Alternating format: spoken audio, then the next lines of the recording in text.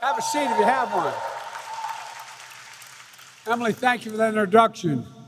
I tell you what, Mayor Kenny, thanks for the passport back into the city. I think the only reason it allows that to happen is I married a Philly girl. You know, I can't be here today, but I want to thank Governor Shapiro, who's doing a hell of a job, to my friend Senator Bobby Casey and Senator Fetterman, who've been such great partners to me. Folks, I want to also thank Representative Mary Kay Scanlon, who fights so hard for this district, and the other members of Congress, Brendan Boyle, Chrissy Houlihan, Madeline Dean, Joe Courtney. I tell you, Donald Norcross, by the way, Donald from across the way. You know, I always kid Donald when, Mr. Mayor, I say, you know, Delaware is small, so we have to fight for every inch of territory. So there was a debate on whether Delaware, the state of Delaware, owned the Delaware River along the Delaware shore up to the high water mark in New Jersey. And they said no. We went to the Supreme Court. They got something right. They said, yeah, we do. Anyway, I always kid out all the time. Folks, look, before I begin, I want to say that we're praying for those who lost their lives in the flooding in Bucks County. The idea that there's not global warming, I think, can't be denied by anybody anymore. And at any rate, we're grateful for all the first responders. Continue to look for a 2-year-old Maddie and her baby brother Conrad. With the grace of God, maybe something will come of it. I want to thank Governor Shapiro and all the Bucks County officials and their leadership during that tragic time. We provided all we could from FEMA, but there's a lot to be done. I'm here today to talk about what we're doing to invest in America, invest in Pennsylvania, invest in our clean energy future, and to talk about the progress we made building an economy from the middle out and the bottom up. You know, I came to office determined to strengthen the middle class. I often say, and I mean it sincerely, you know, Wall Street, good folks down there, but they didn't build the middle class. They didn't build America. The middle class was built by the middle class. And the unions built the middle class and to change the economic direction of this country. Because I got tired of trickle-down economics. I've never been a big fan. If the wealthy do very well, I'm a capitalist. I like the wealthy to be able to people be wealthy. But if the mere fact they do well doesn't mean everybody else does well. I watched my dad growing up. There's not a whole lot of benefit trickle down on his kitchen table as a consequence of trickle-down economics to what everyone from the Financial Times and Wall Street Journal has become my different philosophy. I don't think they started off trying to be complimentary, but they started calling them Bidenomics. And our plans work in Bidenomics. We're here. Here's what it looks like. We're 13 million new jobs built across the country, nearly 500,000 of them here in Pennsylvania just in the last 2.5 years. 800,000 manufacturing jobs, 28,000 here in Pennsylvania alone in the last 2.5 years. That's more jobs in 2 years than any president has created in a 4-year term. Unemployment is below 4%, the longest stretch of unemployment below 4% in the last 50 years. We're beginning to come back, folks. Because we're giving workers a chance. Unemployment's down. But to the surprise of a lot of economists, so is inflation. Remember this story? In order for inflation to come down, you got to cut wages for hardworking folks. You got to have unemployment up in order for inflation to come down. Well, guess what? I never bought that.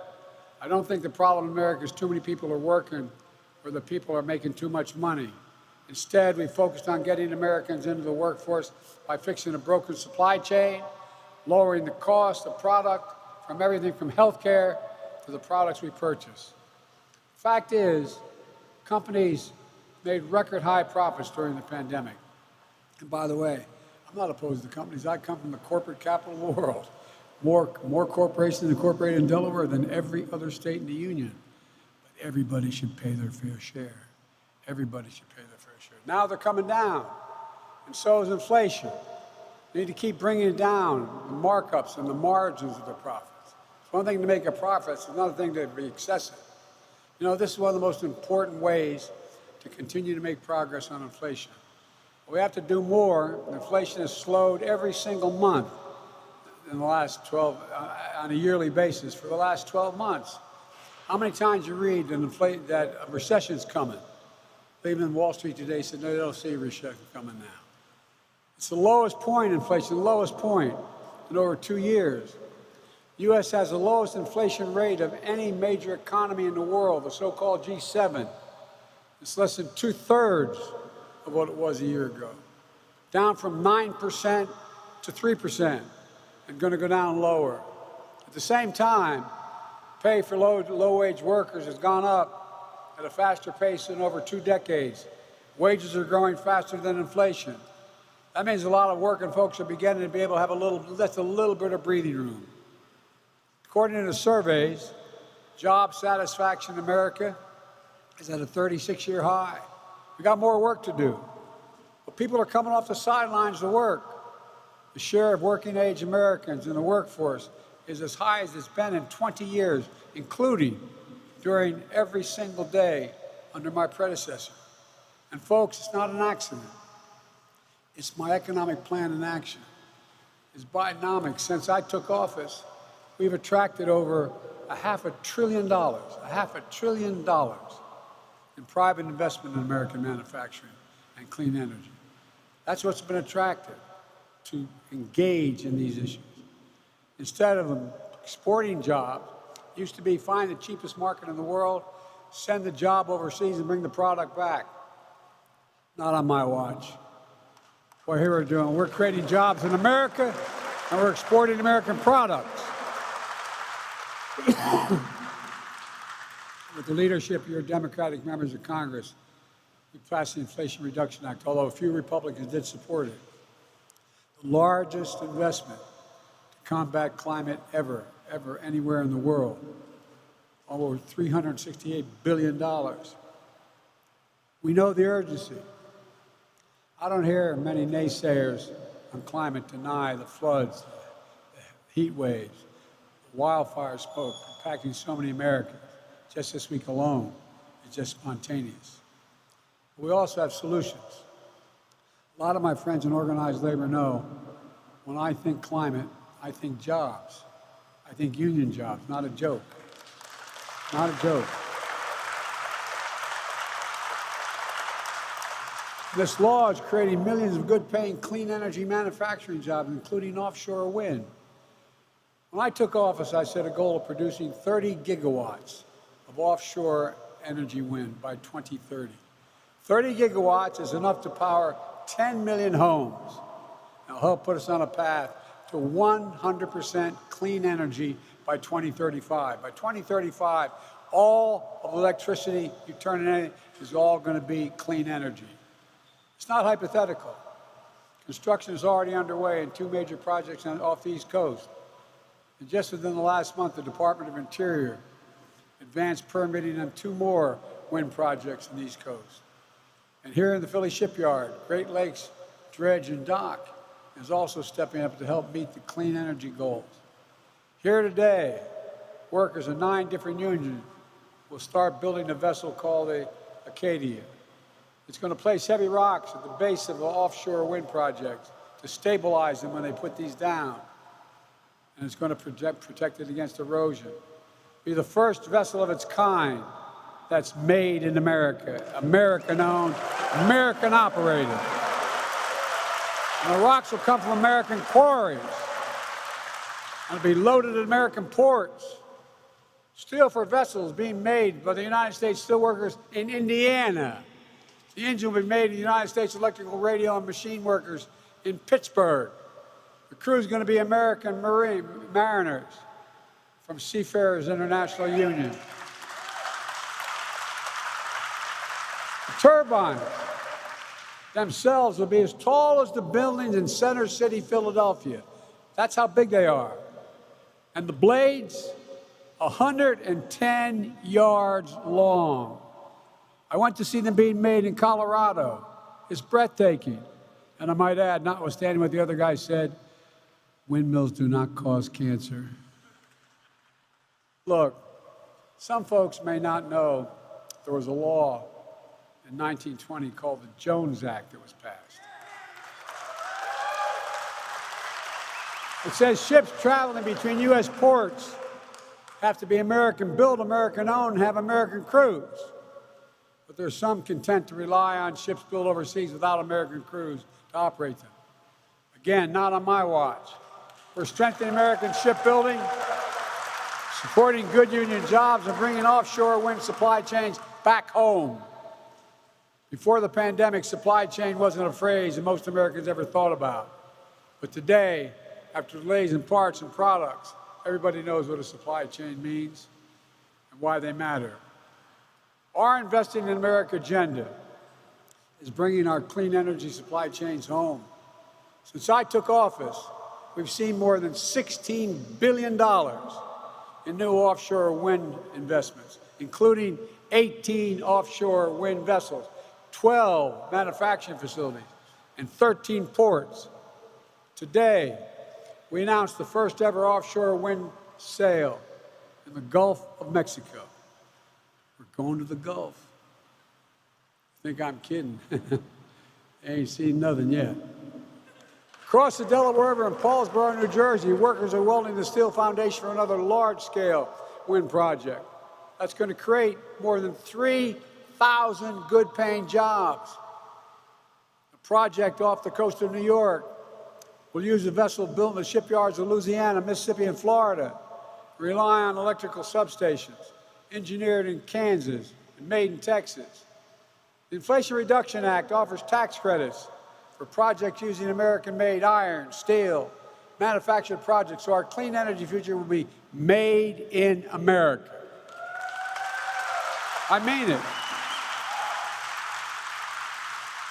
And all this investment, you know it better than any group of people I could be talking to, all this investment means good-paying jobs here at home, here at home. We're making sure these new jobs come free and fair, and the ability to join a union if you're not already in a union.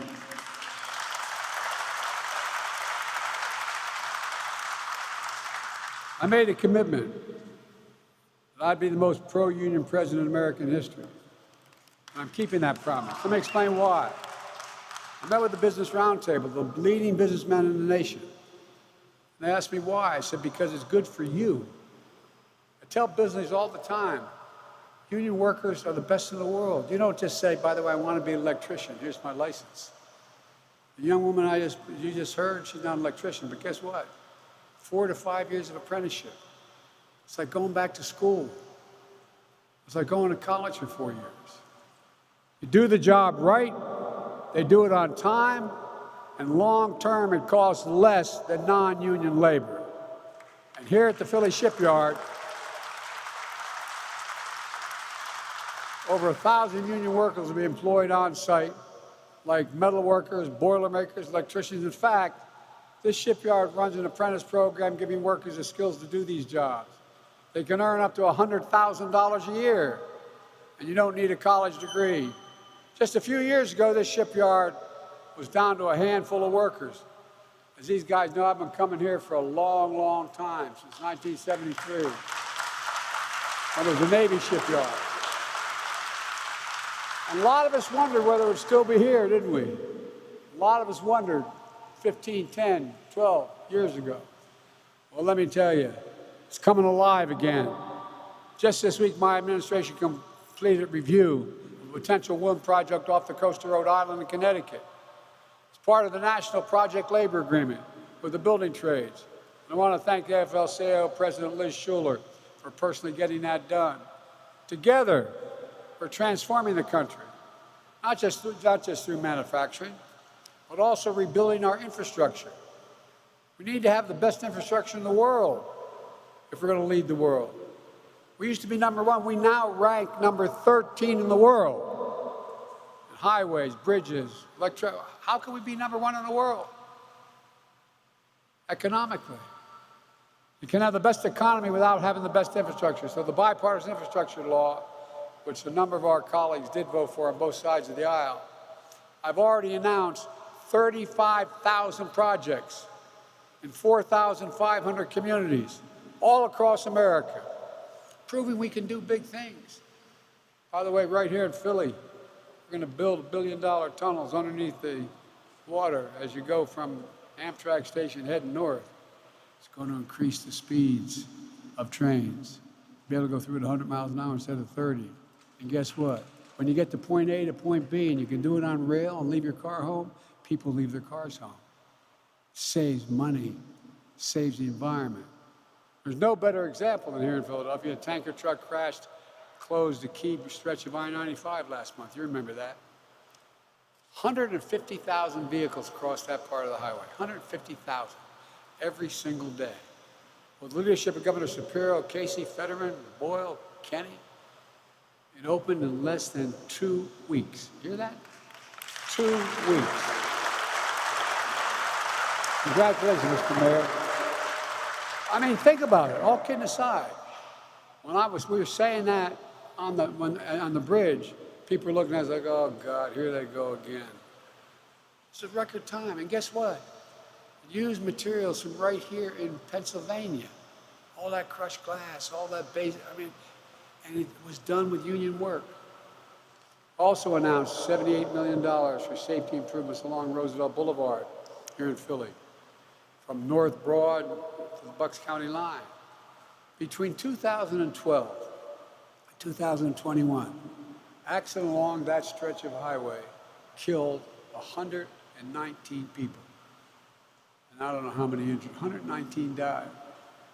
Nearly 1 in 3 Philadelphians lives within a mile of there. I mean, thousands of families will benefit when we make that a hell of a lot safer.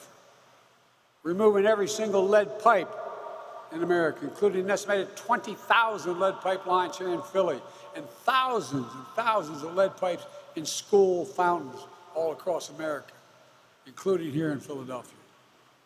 There are risks to everyone's health, especially our children. We're making investments like this in communities all across the country, in red states, blue states, it doesn't matter. I'm president for everybody. And I said that no matter whether they voted for me or against me, I'd make sure we change this. You can see exactly where this money's going if you're interested. Go to online, go to invest.gov and find out what's happening in your community. Because that you know, we talked about, remember Infrastructure Week? Well, we have infrastructure a decade. And guess what? It's committed $1.3 trillion. And guess what else? I lowered the federal deficit by $1.7 trillion in the first 2 years. You can do both. You know, the reason I'm saying this is we've operated on principles that haven't been working. My Invest in America agenda also had another transformative impact. All those members of Congress who voted against the bill suddenly realized it's pretty good, and they're bragging about it. I found it interesting. As you may have seen, apparently 40 million people watched. Marjorie Taylor Greene, the very conservative gentlelady from the state of Georgia, said Biden is doing things like Roosevelt, and it goes on the line as if in creating these jobs, and he thinks that. I thought that was, I never had an endorsement from her before. But all kidding aside, every single Republican voted against the Inflation Reduction Act. And now many are trying to repeal, you know, and it was in order, the whole reason for the act was to repeal the clean energy provisions. That's why they voted no. It didn't stop them from claiming credit. Now the billions of dollars and thousands of jobs are coming to their states. And then there's this distinguished senator from Alabama, a former coach of a winning football team at University of Alabama, Senator Tuberville. You know, the one who's blocking the nominations of America's finest military leaders, jeopardizing our national security over domestic social issues. Well, he's also strongly opposed to the bipartisan infrastructure law. And now I listen to him on television. He voted against it, and here's what he says now. Great to see Alabama receive critical funds to boost ongoing broadband efforts. He thought it was a bad idea to invest in that. But now it's coming to Alabama, and hot damn boy, it's a good thing. Look, I'm glad the senator's coming around on the infrastructure law, but I'm not going to let up until he comes around in the critical military nominations as well. Let me close with this. I'm not here to declare victory. We got a long way to go in the economy. But I'm here to say we have more work to do. We have a plan that's turning things around pretty quickly. Bidenomics is just another way of saying restore the American dream. 40 years of trickle-down economic and Democrat and Republican administrations limited the dream to those at the top. But I believe every American willing to work hard should be able to get a job no matter where they live, in the heartland, in a small town, in big cities, to raise their kids on a good paycheck, keep roofs over their head where they grew up, be able to stay there. My dad used to have an expression, and I swear to God this was an expression as kids growing up. This is how he'd say, he said, Joey, a job's about a lot more than a paycheck. It's about your dignity. It's about your dignity. It's about respect. It's about being able to look your kid in the eye and say, honey, it's going to be okay. And he meant it. He never got to go to college, but he meant it. He worked like hell. Jobs are about dignity. That's the American dream. That's Bidenomics, and rooted in what always worked best for this country. Investing in America. Investing in Americans. Because when you invest in our people, you strengthen the middle class. We see stronger economic growth that benefits everybody. The rich still do very well, and they should be able to do well. When I-95 shut down last month, nobody thought we'd have the back open in less than 2 weeks. But with American ingenuity, American workers, we proved everybody wrong. I don't know about you, but it filled me with pride about what we can do when we work together. We work together on that project. The same will be true here in Philly Shipyard with the clean energy future we're building all across America. It will be transformational. And for thousands of families who rely on good jobs for their project, these projects create. It means restoring a sense of pride, a sense of hope, a sense of dignity that got lost somewhere along the way. For the longest time, we've been told to give up on manufacturing in America. How many times have you heard, to read the paper the last 25 years, we can never lead the world of manufacturing again? Well, we are and we will. We'll never believe that. I've never believed it, and I don't think most of you did. This nation used to lead the world of manufacturing. We're going to do it again. I know the people of this country, and I can say honestly, I have never been more optimistic about America's future than I am this very day. I swear to God. I've long said to other world leaders, and I know almost every one of them personally, met them, it's never been a good bet to bet against America. It's never, never, never. We just have to remember who we are. We're the United States of America, and there's nothing beyond our capacity if we work together. So God bless you all, and may God protect our troops. This is a new day. We're work to do. We're going to get it done. Thank you.